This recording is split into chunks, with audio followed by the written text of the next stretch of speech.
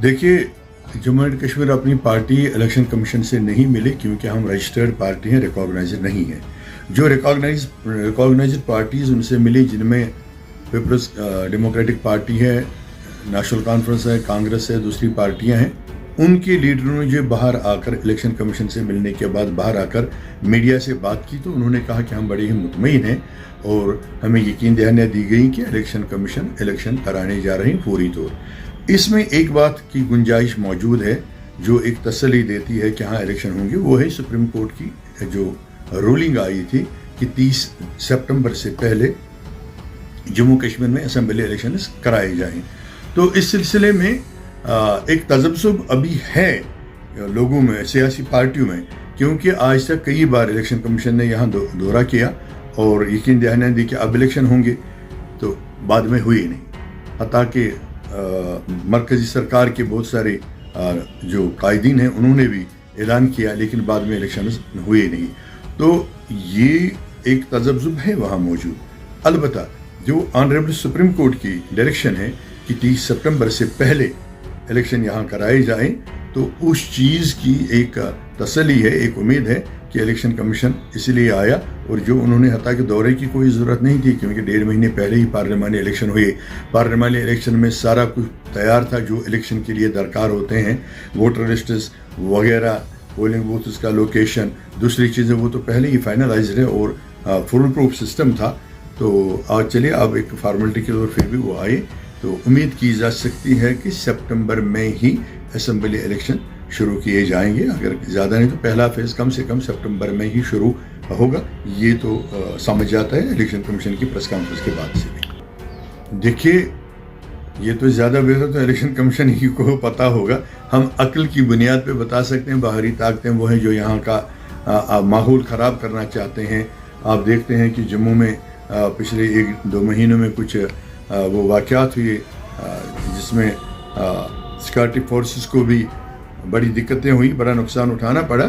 तो लेकिन अंदर की ताकतें कौन है, या हो सकता है उनका ये मतलब हो कि उनको जो यहाँ कोई सपोर्ट करने वाले होंगे अंदर, तो वो मत होगा। तो हम उस बार, ये तो सिक्योरिटी का मामला है, उसमें तो हम कुछ ज़्यादा बता नहीं सकते हैं ना कि क्या माहौल हो सकता है। लेकिन जो भी पॉलिटिकल पार्टीज, हम तो पॉलिटिकल लोग हैं, जो भी पॉलिटिकल पार्टीज हैं यहाँ, चाहे रीजनल है चाहे नेशनल है, हर कोई पार्टी मुतालबा करती है कि यहाँ इलेक्शन कर लीजिए, यहाँ जमहूरी हुकूक दीजिए, जमहूरी इदारे बहाल कर दीजिए। यहाँ के लोगों ने अब बहुत सारी मुसीबतें देखी हैं, यहाँ के लोगों को बहुत सारी तकालीफ दरपेश हैं, मसाइल हल नहीं होते हैं, ब्यूरोक्रेसी बात नहीं सुनती है, करप्शन उरूज पे है। तो इसलिए हर कोई पार्टी चाहती है कि इलेक्शन हो। तो लिहाजा हम भी चाहते हैं कि इलेक्शन हो जाए पूरी तौर। इलेक्शन कमीशन यहाँ पर आया है, जम्मू कश्मीर में आया है। जम्मू कश्मीर की सिचुएशन देखिए, अब वो वापस जाके क्या बयान देते हैं, whether they are going to, यहाँ पर वो इलेक्शन करवाएंगे या नहीं करवाएंगे, वो तब पता चलेगा जो बयान वो दिल्ली में जाकर दे देंगे। If they will be serious, क्योंकि जम्मू कश्मीर के लोग भी चाहते हैं कि अब यहाँ पर इलेक्शन हो, यहाँ की चुनिंदा सरकार हो। वरना अगर ये एक फैटल एक्सरसाइज थी, मतलब सेंट्रल गवर्नमेंट के कहने पर ये सिंपली एक फेटल एक्सरसाइज थी, तो फिर तो वैसे ही जैसे हम हैं वैसे ही रहेंगे।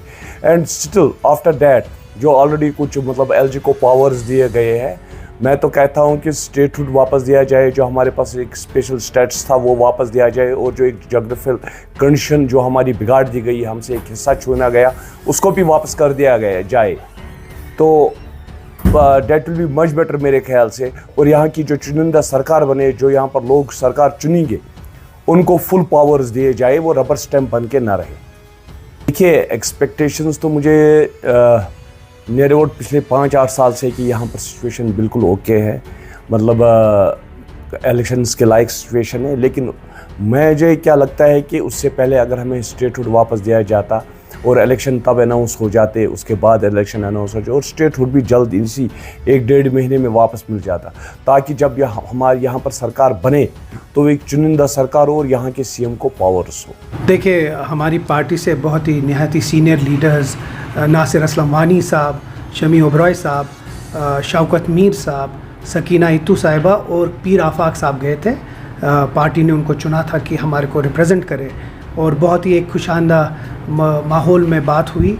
कुछ इम्पॉर्टेंट सब्जेक्ट्स थे, जहाँ जो क्लबिंग ऑफ बूथ थे, वो एक बहुत बड़ा एक मुद्दा था लोगों में वो रेज़ हुआ, जो लेवल प्लेइंग फील्ड की बात हुई, जहां हर एक को, चाहे वो किसी भी पॉलिटिकल पार्टी से हो, उनको बाज़ाब्ता बराबर एक प्लेइंग फील्ड हो, उसके ऊपर बात हुई। और सबसे इम्पॉर्टेंट चीज़ है कि जल्द से जल्द जम्मू कश्मीर में इलेक्शन हो, लोगों को उनकी चुनिंदा सरकार मिले, उसके ऊपर हमारी बात हुई। देखिए, एक खुशाइंदा कदम है, एक पॉजिटिव है कि जब इतने सालों से हम बार बार इनको कहते थे कि जो जम्मू कश्मीर के लोग हैं उनको उनकी चुनिंदा सरकार दी जाए, रोज़ कोई ना तो कोई बहाना बनाया जाता था, लेकिन कल ECI के जो स्टेटमेंट है, एक बड़ा पॉजिटिव एक सिग्नल आ रही है।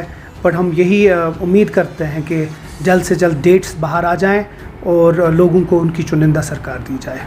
देखिए, नॉर्मली हम तो स्टेटहुड की मांग कर रहे हैं, हम कह रहे हैं कि हमें एक फुल स्टेटहुड दिया जाए। जहाँ तक जो अमेंडमेंट्स हुए हैं LG को पावर देने के लिए, प्रॉबली वो इसलिए दिया है कि structure of power post election में जो हो उसके ऊपर बात दे। ये बड़ा अफसोस है कि जहां आप एक तरफ लोगों को उनकी हुकूक देना चाहते हैं, उनको पावर देना चाहते हैं, वहीं उसी पावर को आप कर्टेल करना चाहते हैं। बहुत अफसोस है, ऐसे बहुत लोग हैं जो ऐसा कर रहे हैं, जम्मू कश्मीर के लोगों को किसी न तो किसी तरीके से पीछे रख रहे हैं। अभी कल का जो स्टेटमेंट है ECI का कि इंटरनल और एक्सटर्नल फोर्सेस थी जो इलेक्शन को डिले कर रही थी, तो एक्सटर्नल तो हम समझ सकते हैं। अब जब ECI खुद बोलती है कि इंटरनल, जो हम बार बार 2019 से कहते थे कि बहुत ज़्यादा फोर्सेस हैं, और वो फोर्सेस सबसे बड़ी है BJP जो डरती है यहाँ इलेक्शन करने से, इसका मतलब है ECI भी ये समझती है कि यहाँ फोर्सेस थी जो इलेक्शन नहीं करना चाहती थी। बट हम कोशिश करेंगे कि जो 2019 पे 5 अगस्त से पहले जो जम्मू कश्मीर के पास पावर्स थे वो वापस दिए जाए और जम्मू कश्मीर के लोगों को अपनी हुकूक वापस दिया जाए जितनी भी जल्दी हो सके।